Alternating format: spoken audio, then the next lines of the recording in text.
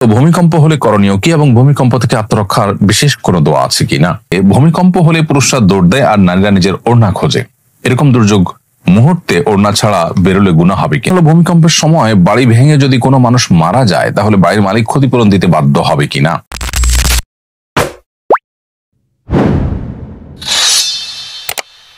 তো ভূমিকম্প হলে করণীয় কি এবং ভূমিকম্প থেকে আত্মরক্ষার বিশেষ কোনো দোয়া আছে কিনা?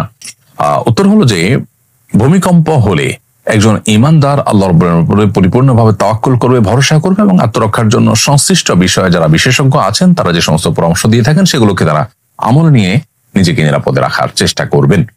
সেই সাথে ভূমিকম্পের সময় কিংবা আগে থেকে সুস্থ স্বাভাবিক সময় থেকেই আল্লাহ রাব্বুল কাছে একটা দোয়া আমরা নিবেদন করতে পারি, যেই দোয়ার মাধ্যমে আল্লাহ সুবহানাহু ওয়া তাআলার কাছে ভূমিকম্পের মাধ্যমে ধ্বংস, মৃত্যু বা ক্ষয়ক্ষতি থেকে আমরা বেঁচে থাকতে পারি, আত্মরক্ষা করতে পারি।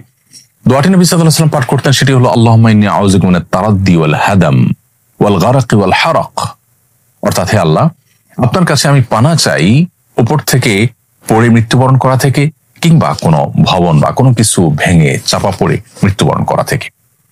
এখানে পরিষ্কারভাবে যে দোয়া করা হয়েছে তার মাধ্যমে ভূমিকম্পের মৃত্যু বা ভূমিকম্পে ক্ষতিগ্রস্ত হয়ে মৃত্যুবরণ করা থেকে বাঁচার সুস্পষ্ট দোয়া আল্লাহর কাছে রয়েছে। অতএব এটিকে আমরা নিবেদন করতে পারি এবং স্বাভাবিক অবস্থাতে এটি আমরা বারবার করে আল্লাহ তাআলার কাছে পড়তে থাকতে পারি। পরিবারের সব সদস্যদেরকে আমরা শিখিয়ে দিতে পারি, আল্লাহুম্মা ইন্নী আউযু বিকা মিনাত তারাদ্দি ওয়াল হাদাম ওয়াল গারাক ওয়াল হারাক।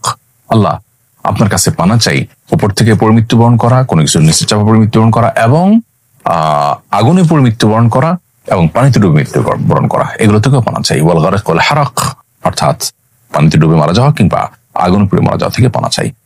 ওয়াউযু বিকা আন ইয়াতাখাব্বাতানি আশ-শায়তান ইনদাল মাউত। আর মৃত্যুর সময় শয়তান আমাকে প্ররোচিত করে, প্রতারিত করে, ওয়াসওয়াসা দিয়ে, কুমন্ত্রণা দিয়ে বিভ্রান্ত করে বেঈমান করা থেকে আপনার কাছে পানা চাই। ওয়াউযু বিকা আন আমুতা ফি সাবিলিকা মুদবিরা আও আমুতা লাদিগা। এবং আপনার রাহে কখনো জিহাদে গেলে আমি যেন পেছনে ফিরে না আসতে হয়, বরং আমি যেন জিহাদের সামনের দিকেই অগ্রসর হতে পারি এবং আমি যেন কখনো সাপের দংশনে মৃত্যুবরণ না করি।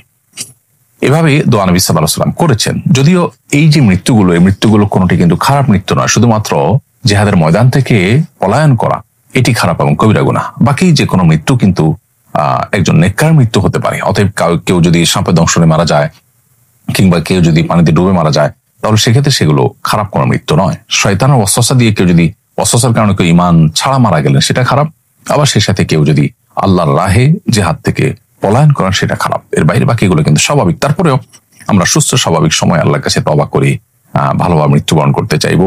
কোনো ভবনের নিচে চাপা পড়ে, কোনো কঠিন পরিস্থিতিতে পড়ে ধুকে ধুকে মারা যাওয়া এটা নিশ্চয়ই কারোর কাঙ্ক্ষিত বিষয় হতে পারে না। অতএব আমরা আল্লাহ তাআলার কাছে দোয়া করবো। এরপর যদি আল্লাহ না করুন কাউকে আল্লাহ তাআলা ধরনের পরিস্থিতিতে ফেলেন তাহলে তিনি সবর করবেন এবং প্রত্যেকটা কষ্টের বিনিময় আল্লাহ তাআলা বান্দাকে দিয়ে থাকেন। অতএব সবর করতে পারলে তিনি বিনিময় লাভ করবেন। আমি আবার দোয়াটি বলছি, আল্লাহুম্মা ইন্নী আউযু বিকা মিনাত তারাদ্দি ওয়াল হাদাম ওয়াল গারাক ওয়াল হারাক ওয়া আউযু বিকা আন ইয়াতাখাব্বাতানি আশ-শায়তান ইনদাল মাউত ওয়া আউযু বিকা আন আমুতা ফি সাবিলিকা মুদবিরা আও আমুতা লাদিগা। দোয়াটি অত্যন্ত অর্থবহ। আল্লাহর রাহে থেকে আমরা পিছপা হয়ে পলায়ন করতে গিয়ে মারা যাওয়া এবং শয়তানের ওয়াসওয়াসা এটা নিয়ে মারা যাওয়া অত্যন্ত খারাপ এবং গর্হিত। আল্লাহ আমাদের সব ধরনের এই মৃত্যুগুলো থেকে হেফাজত করুন এবং স্বাভাবিক ঈমানের সাথে নেককারদের মৃত্যু আল্লাহ আমাদের সবাইকে নসিব করুন। একজন সোশ্যাল মিডিয়ায় লিখেছে, ভূমিকম্প হলে পুরুষরা দৌড় দেয় আর নারীরা নিজের ওড়না খোঁজে। এরকম দুর্যোগ মুহূর্তে ওড়না ছাড়া বেরোলে গুনাহ হবে কিনা, শরীয়ত এক্ষেত্রে নির্দেশনা কি দেয়? প্রথম কথা হলো যে বা যারা সোশ্যাল মিডিয়াতে এই ধরনের কথা লিখছেন যে ভূমিকম্প হলে পুরুষরা দৌড় দেয় আর নারীরা ওড়না খোঁজে, এখানে নারীদের ওড়নার কারণে তারা কিছুটা পিছিয়ে আছে এরকম একটি ধারণা হয়তো তারা দেওয়ার চেষ্টা করছেন জ্ঞাতসারে কিংবা নিজের অজান্তে। আমি বিনয়ের সাথে তাদেরকে প্রশ্ন রাখতে চাই, কোন পুরুষ যদি ভূমিকম্প যে মুহূর্তে আঁচ করেছেন, টের পেয়েছেন, ওই সময় তিনি যদি হাফ প্যান্ট পরা থাকেন কিংবা শুধুমাত্র আন্ডারওয়্যার পরা থাকেন, তিনি কি লুঙ্গি বা প্যান্ট কিছু একটা পরে তারপর দৌড় দিতে চাইবেন না?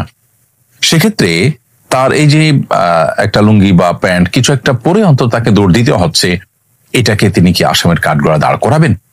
এটা খুবই কমন একটি ব্যাপার। আল্লাহ রাব্বুল আলামিন নারী এবং পুরুষকে সৃষ্টি করেছেন, প্রত্যেকের শরীরের কাঠামো আলাদা আলাদা বৈশিষ্ট্য দিয়ে সৃষ্টি করেছেন। অতএব একজন নারী তিনি তার লাজুকতা থেকে, তিনি তার সম্ভ্রম রক্ষার খাতিরে তিনি ওড়না খুঁজে তারপরে তিনি আত্মরক্ষার চেষ্টা করবেন, সেটা খুবই স্বাভাবিক। অতএব এটাকে নিয়ে যারা ট্রল করছেন অথবা নিজের অজান্তে যারা এটাকে নিয়ে হয়তো নেগেটিভ মন্তব্য করছেন, সে মানুষদের কাছে আমাদের বিনীত প্রশ্ন যে তারা এর মাধ্যমে আল্লাহর একটা বিধানের বিরুদ্ধে নিজের অজান্তে হয়তো দাঁড়াচ্ছেন এবং সেই সাথে একটা অযৌক্তিক অবস্থানে তারা দাঁড়াচ্ছেন, কারণ একই কথা তো পুরুষের বেলায়ও প্রযোজ্য হতে পারে। আর পাশাপাশি আরেকটি গুরুত্বপূর্ণ বিষয় হলো ভূমিকম্প হলে বিশেষজ্ঞরা বলছেন দৌড় দেয়া নয়। অতএব ভূমিকম্প হলে দৌড় দিয়ে পলানোর চেষ্টা করা এটা বেশিরভাগ ক্ষেত্রেই বিপদের কারণ হয়ে থাকে। অতএব এই অযৌক্তিক একটি কাজের ক্ষেত্রে আবার ওড়নাকে দোষারোপ করা অথবা নারীকে নিয়ে ট্রল করা, মেয়েদের সীমাবদ্ধতার বিষয় নিয়ে হাসাহাসির পাত্রে পরিণত করা, এটা মোটেই উচিত কোনো কাজ নয়। এটা দায়িত্বশীল মানুষের মন্তব্যের মধ্যে পড়ে বলে আমি মনে করি না। এরপরে প্রশ্ন হলো, ভূমিকম্পের সময় বাড়ি ভেঙে যদি কোনো মানুষ মারা যায় তাহলে বাড়ির মালিক ক্ষতিপূরণ দিতে বাধ্য হবে কিনা? উত্তর হলো যে প্রথমত দেখতে হবে যে ভূমিকম্পে যে বাড়ি ক্ষতিগ্রস্ত হয়েছে সেখানে বাড়ি নির্মাণে কোনো ভায়োলেশন হয়েছে কিনা, সেখানে বড় ধরনের ত্রুটি ছিল কিনা। যদি এমন হয় যে যিনি বাড়ি তৈরি করেছেন, বাড়ি মালিক, তিনি ত্রুটিপূর্ণ বাড়ি তৈরি করেছেন, নকশার বরখেলাফ করেছেন, প্রচলিত নিয়মের ব্যত্যয় ঘটিয়েছেন, নিজের মন মতো করেছেন এবং তার এই কর্মকাণ্ডের মধ্য দিয়ে মানুষের জীবনকে হুমকির মধ্যে তিনি ফেলেছেন।